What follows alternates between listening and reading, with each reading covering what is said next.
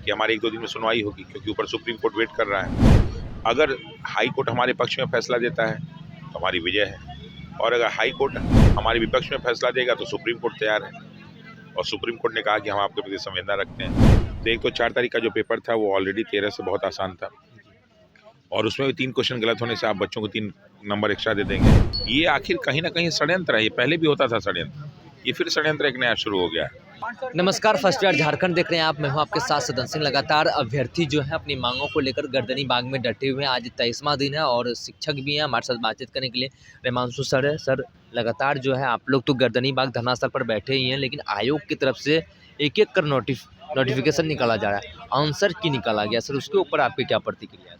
देखिए, अभी कल जो है नोटिस जारी हुआ, और नोटिस में ये कहा गया है कि उन्होंने 13 की परीक्षा और 4 की परीक्षा बड़ा सफलतापूर्वक उन्होंने कर दिया है। ठीक है, अब कितनी सफलतापूर्वक किया भगवान ही मालिक है। फिर उन्होंने एक लाइन लास्ट में लिखा है कि जो ये अगर कोई प्रश्न गलत होता है तो उसका पूर्ण नंबर सभी बच्चों को दिया जाएगा। तो ये जो 4 तारीख वाला पेपर हुआ था उसमें 3 क्वेश्चन उन्होंने गलत दिया है, और उसका नंबर वो बच्चों में जोड़ देंगे 4 तारीख वालों में। तो एक तो 4 तारीख का जो पेपर था वो ऑलरेडी 13 से बहुत आसान था, और उसमें भी 3 क्वेश्चन गलत होने से आप बच्चों को 3 नंबर एक्स्ट्रा दे देंगे। तो ये 13 तारीख वाले जो बच्चे हैं उसमें से लगभग 70 से हज़ार के बच्चे से ही बाहर हो जाएंगे, क्योंकि बीएससी में 1 नंबर का ही बहुत ज़्यादा महत्व होता है। तो एक तो ये हो गया। दूसरा ये हुआ कि अगर आप 3 क्वेश्चन घटाते हैं और एक तरफ जो है 4 तारीख वाले में 147 क्वेश्चन हो जाएगा, और 13 तारीख वाले में 150 क्वेश्चन। तो इस 150 और 147 को कैसे आप कंपेयर कर पाएंगे? तो इसके लिए या तो आप स्केलिंग लाएंगे या तो नॉर्मलाइजेशन लाएंगे। और यहाँ तक ये बात आपने कह दिया कि नॉर्मलाइजेशन हम लाएंगे नहीं। और रही बात स्केलिंग की, तो स्केलिंग जो है आपने लिख रखा है कि स्केलिंग तो हमारे लागू है ही नहीं, तो उसको भी आप लागू नहीं कर सकते हैं। तो अब आखिर रिजल्ट देंगे तो देंगे किस बात पर? और सबसे बड़ी चीज़ है कि ये यूपीएससी स्तर का क्वेश्चन सेट करने वाले लोग जो इतना घटिया क्वेश्चन दिए हैं 4 तारीख को, कि हर व्यक्ति देख देख के थू कर रहा है, उसमें भी 3 क्वेश्चन गलत। 3 क्वेश्चन गलत, ये तो आयोग ने खुद एक्सेप्ट कर, मतलब एक्सेप्ट नहीं कर रहा है। ये आखिर कहीं ना कहीं षड्यंत्र है। ये पहले भी होता था षड्यंत्र, ये फिर षड्यंत्र एक नया शुरू हो गया है कि 3-4 क्वेश्चन गलत दे दो, उनको नंबर ज़्यादा दे दो, फिर उनका सिलेक्शन करा दो। जब आपको 20 दिन का टाइम मिला तो आप क्वेश्चन को चेक नहीं कर सकते थे क्वेश्चन सही है कि गलत है। आपने मतलब आपने पूरी लापरवाही बरती है इसमें। तो ये तो खैर काम हो गया। अब बात रही कि हम लोग इतने दिन से 23वां दिन है, आज क्या कर रहे हैं। तो सुप्रीम कोर्ट में कुछ लोग गए थे, और सुप्रीम कोर्ट से फिर जो है हाई कोर्ट आ गए। तो जब हाई कोर्ट की बात है, तो एक तो बात हो गई कि सुप्रीम कोर्ट से जब ये लॉट की बात आई है और सुप्रीम कोर्ट ने कहा है कि पहले आप हाई कोर्ट जाइए, हम सिर्फ आपसे संवेदना रखते हैं, पहले आप हाई कोर्ट जाइए, उसके बाद आप हमारे पास आइए प्रॉपर चैनल से, तो हम आपकी बात सुनेंगे। तो फिर हाई कोर्ट में आज हम लोगों ने जो है केस जो है फाइल कर दिया है। आज आप लोगों ने केस फाइल कर दिया है। तो अब निश्चित रूप से क्या है कि हमारे 1-2 दिन में सुनवाई होगी, क्योंकि ऊपर सुप्रीम कोर्ट वेट कर रहा है। अगर हाई कोर्ट हमारे पक्ष में फैसला देता है तो हमारी विजय है, और अगर हाई कोर्ट हमारे विपक्ष में फैसला देगा तो सुप्रीम कोर्ट तैयार है। और सुप्रीम कोर्ट ने कहा कि हम आपके प्रति संवेदना रखते हैं, तो निश्चित रूप से हम हाई कोर्ट नहीं तो सुप्रीम कोर्ट में जीत जाएंगे। तो जीतना तो हम लोग को ही है, जितना तय है। अब ये हम लोग चाहते थे कि सरकार के माध्यम से हो जाता तो उसको सरकार का लाभ मिल जाता, लेकिन सरकार अगर लाभ नहीं लेना चाहती तो कोई बात नहीं, कोर्ट तो हमारे पक्ष में बैठा ही हुआ है। लेकिन सरकार आप लोगों के ऊपर एक जरा भी सेंध नहीं ली। कल जनसुराज के जो लोग हैं वो मुख्य सचिव से मुलाकात करने के लिए गए थे इसी बीपीएससी मसले को लेकर। देखिए, सरकार में भी जो है हमने कल देखा कि दिलीप जायसवाल जी का एक जो है प्रेस कॉन्फ्रेंस हुआ था, उसमें उन्होंने बात कही कि भाई हम बच्चों से सबूत नहीं मांग रहे हैं। पहले कुछ लोग सबूतों की मांग कर रहे थे कि आप सबूत लेके आइए, हम 2 मिनट में हटा देंगे। अब वो सबूत की मांग नहीं कर रहे हैं, तो बहुत अच्छी चीज़ है कि उनमें परिवर्तन हो गया, हृदय परिवर्तन हो गया। दूसरा, संदीप जायसवाल जी ने कहा कि हमने ना तो नहीं कहा है, यानी हाँ उनका हो सकता है। तो सरकार के लोग और नेता लोग भी सोचना शुरू कर दिए हैं कि अगर हम लोग नहीं देखें तो उनको बहुत ज़्यादा घाटा हो सकता है। तो हो सकता है कि हम लोग पक्ष में फैसला आ जाए। मामला अब हाई कोर्ट में आप लोगों ने आज कर दिया सर फाइल। बिल्कुल। सर, आयोग को लेकर क्या कहेंगे सर? लगातार नोटिफिकेशन पे नोटिफिकेशन निकाल रही है, आंसर की कल आयोग को तो हम लोग पहले ही अयोग्य घोषित कर चुके हैं। उसकी योग्यता पे तो प्रश्न चिन्ह ही नहीं उठाना है, वो पूर्णतः अयोग्य है।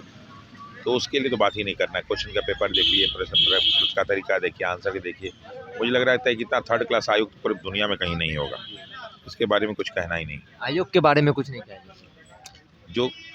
जो कुछ है ही नहीं है, जिसका कोई महत्व ही नहीं है, उटपटांग काम कर रहा है, उसके बारे में क्या कहा जाए।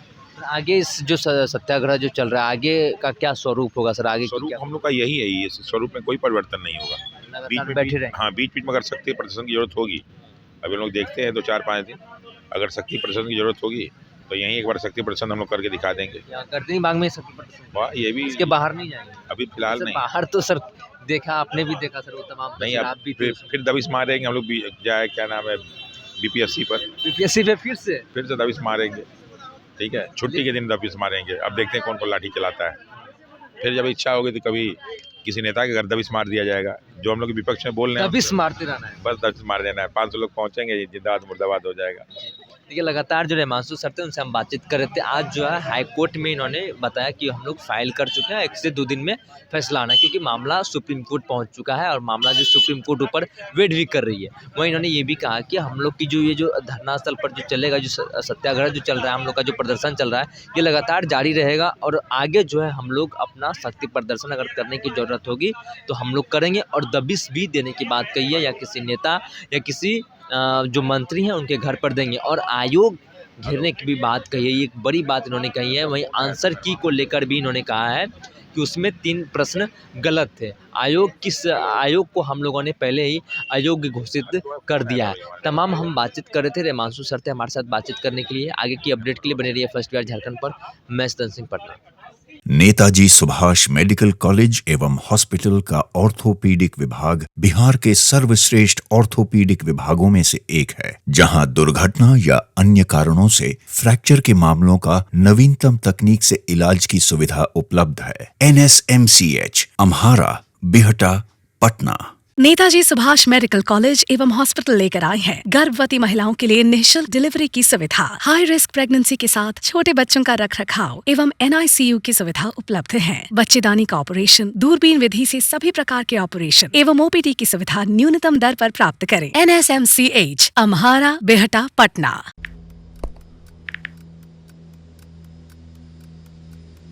हैप्पी न्यू ईयर भाई। Happy new year. काहे रे भाई, तोर जिंदगी में ऐसा का हो गइल कि तोरा की नौका साल हैप्पी लाग रहल बा? मतलब ई कि नयका साल त आ गइल, हाँ, लेकिन बदले वाला का बा? उहे पर्चा लीक होई, उहे नौकरी खातिर मारा मारी, काम धाम के चक्कर में पलायन, उहे बेरोजगारी, मेडल लटकत रही गला में, माथा पर दुख और चिंता के गोड़ छपाई, सरकार से हक के खातिर रोवा, धरना, प्रदर्शन, लाठी खा, मार खा, थप्पड़ खा।